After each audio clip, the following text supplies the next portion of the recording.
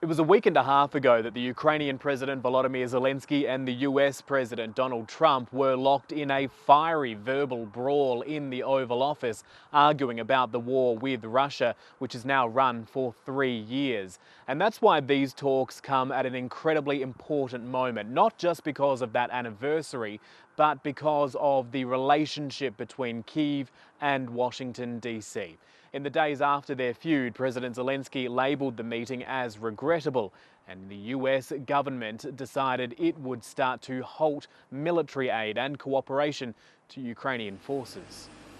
The Ukrainian leader arrived in the coastal city of Jeddah on Monday evening, greeted by Saudi officials ahead of a meeting with the country's Crown Prince Mohammed bin Salman. Saudi Arabia has positioned itself as a peacemaker between Ukraine and Russia, hosting these talks a few weeks after American officials sat down with representatives from the Kremlin.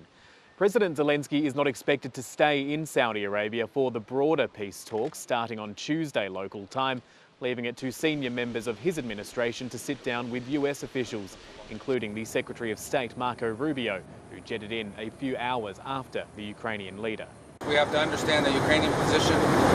and just have a general idea of what concessions they'd be willing to make, because you're not going to get a ceasefire and an end of this war unless both sides make concessions. It's just obvious. We'll need to see, without, maybe we won't go into great details, we're not going to be sitting in a room drawing lines on a map, but just get a general sense of what